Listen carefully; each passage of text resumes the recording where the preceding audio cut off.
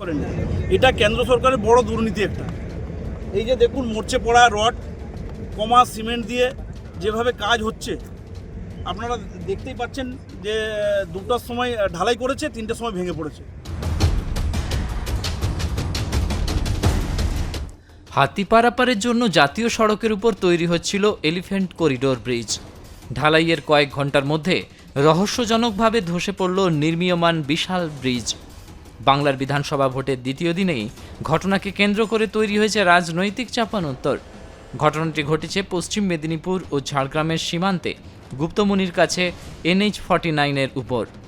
জঙ্গলমহলের হাতি উপদ্রুত এলাকায় হাতি পারাপারের জন্য জাতীয় সড়কের উপর তৈরি হচ্ছিল এলিফ্যান্ট করিডোর ব্রিজ। ব্রিজের নিচে দিয়ে পারাপার হবে হাতি, অপরদিকে উপর দিয়ে জাতীয় সড়কের গাড়ি পারাপার হবে। এরকমই পরিকল্পনা জাতীয় সড়ক কর্তৃপক্ষের। ব্রিজ নির্মাণের কাজ চলছিল কয়েক মাস ধরে। তবে মঙ্গলবার রাত প্রায় 1:30 নাগাদ গুপ্তমনির কাছাকাছি নির্মীয়মান ওই ব্রিজ হঠাৎ ভেঙে পড়ে বলে জানা গিয়েছে। ঘটনার বিষয়ে প্রজেক্ট ইঞ্জিনিয়ার SK রায়ের দাবি, রাতের অন্ধকারে একদল হাতি এসে ব্রিজের নিচে সাপোর্ট সিস্টেমে আঘাত করে। তার জেরেই প্রায় আধা ঘন্টার মধ্যে ভেঙে পড়ে গোটা নির্মীয়মান কাঠামো। তবে এই দাবিকে মানতে নারাজ স্থানীয় রাজনৈতিক নেতৃত্ব। গোপীবল্লভপুর বিধানসভার তৃণমূল প্রার্থী অজিত মাহাতো, খড়গপুর গ্রামীণের তৃণমূল প্রার্থী দীনেন রায় এবং শালবনীর তৃণমূল প্রার্থী শ্রীকান্ত মাহাতো ঘটনাস্থলে এসে অভিযোগ করেন, নিম্নমানের নির্মাণ সামগ্রী ব্যবহার করার ফলেই এই দুর্ঘটনা ঘটেছে। গোপীবল্লভপুর বিধানসভার তৃণমূল প্রার্থী অজিত মাহাতো বলেন, আপনারা খবর নিয়ে দেখুন, গত 5 দিন এই এলাকা দিয়ে হাতি পারাপার করেনি। তার অভিযোগ, এটা কেন্দ্র সরকারের বড় দুর্নীতি একটা। মরচে পড়া রড কম দামে সিমেন্ট দিয়ে কাজ করার ফলে এরকম হয়েছে। পাশাপাশি অজিত মাহাতো জানান, এই ঘটনার বিরুদ্ধে NH কর্তৃপক্ষ সহ সংশ্লিষ্ট সমস্ত দপ্তরে আমরা অভিযোগ জানাবো।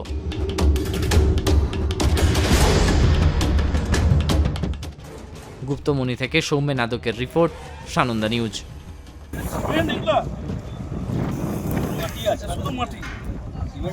কোনো সিমেন্ট নেই।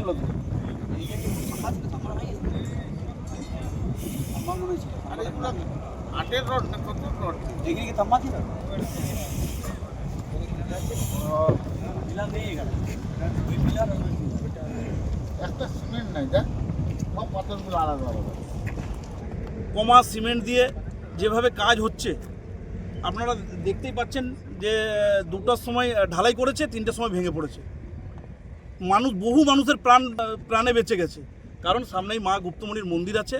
মা গুপ্তমনি সবাইকে বাঁচিয়ে দিয়েছে। তো সেই জায়গায় ওরা যেই একদম পুরো রডগুলো দেখুন, পুরো প্রত্যেকটা রডে সব কালো হয়ে গেছে, মরচে ধরে আছে। তো সেই জায়গায় বিজেপি কত দরকার ওদের বুঝতে পারছি না, কত টাকা দরকার মানুষের প্রাণের বিনিময়ে। আজকে এই যে ব্রিজগুলো করছে, এতে বহু মানুষের যাতায়াত করতে একটা ভালো জিনিস হচ্ছিল। তো সেই জায়গায় সেখানেও একদম কমা রড কমা সিমেন্ট দিয়ে কাজ করছিল, ভেঙে পড়েছে। তো সেই জায়গায় বিজেপি এই যে ডবল ইঞ্জিন সরকার বলে না, যে আমাদের ডবল ইঞ্জিন সরকার আসলে আমরা সবকা বিকাশ করবে, এই ডবল ইঞ্জিন ঢপবাজির কথা। এটা একটা বড় ঢপবাজির কথা। কারণ এই সরকার যদি আসে, আজকে এই ব্রিজ যেমন ভেঙে পড়েছে, গোটা পশ্চিমবঙ্গটা ভেঙে পড়বে। আজকে যেভাবে সাজিয়েছে, আপনারা দেখেছেন, আমরা ঝাড়গ্রাম জেলাতে থাকি, আমাদের জেলাতে কি ব্রিজ হয়নি? আমাদের রাজ্য সরকারের তরফ থেকে আজকে আমাদের আমকোলা সেতু থেকে শুরু করে পাপড়পুরের ব্রিজ থেকে শুরু করে ভদ্রাঘাটের ব্রিজ থেকে শুরু করে আজকে অনেক হয়েছে। একটাও কি কোথাও ভেঙে পড়েছে দেখেছেন? একটা ভিডিও ভাইরাল হচ্ছে যেটা দেখাচ্ছে যে কালকে ঢালাই হওয়ার পরে একপাল হাতি এসে এই ব্রিজের যে মেটেরিয়ালস রয়েছে সেগুলো নাড়ানাড়ি করার পরে এই ব্রিজ পুরোটাই মিথ্যে কথা। ওই দোষী যারা এই ভিডিও ভাইরাল করছে তাদেরও শাস্তির দাবি জানাবো। কারণ আমরা খবর নিয়েছি যে এই 5 দিন ধরে এই রাস্তা দিয়ে কোনো হাতি যাতায়াত করেনি। তাদেরও শাস্তির দাবি জানাবো যারা এইটাকে ঢাকানোর চেষ্টা করছে। কারণ বিজেপির কত দরকার তাদের, কত খেতে হবে। জেলার বর্ডারে সামনেই মা গুপ্তমনির মন্দির, NH-এর উপরে যে নির্মীয়মান ব্রিজ গত 1 বছর ধরে তৈরি হচ্ছিল, সেটা সম্পূর্ণ ভেঙে পড়েছে। এবং ভিডিওটা পাওয়ার পর তিনি বলেন সুন্দরভাবে এটাকে যাতে কেউ জানতে না পারে সেজন্য কাপড় দিয়ে, সাদা থান দিয়ে ঢেকে দেওয়া হয়েছে। ওটাটাকেই রাস্তার বাদিকটা দেখবেন সাদা, এত কাপড় কোথা থেকে জোগাড় করলো? NH-এর স্টকে ছিল নাকি? যেখানেই থাকবে সেখানে থান রেডি করে রাখবো আগে থেকে, মানে এত থান এত পেলো কোথায়? লম্বা পুরো ধানকে রেডি করে রাখে নাকি এনএইচ কর্তৃপক্ষ? এবং এটা স্থানীয় মানুষরা জানায়, বনরক্ষী কমিটি যারা সদস্যরা জানায়, আমরা ফরেস্টের সঙ্গে যোগাযোগ করি, দেওয়ার পর জিনিসটাকে এটা সম্পূর্ণ ধামা চাপা দেওয়ার চেষ্টা হয়েছিল। যেহেতু আজকে নির্বাচন আছে, নির্বাচনে যাতে মানুষ জানতে না পারে সেই জন্য এটাকে সুকৌশলে এটাকে চুপচাপ করে দেওয়ার চেষ্টা হয়েছিল।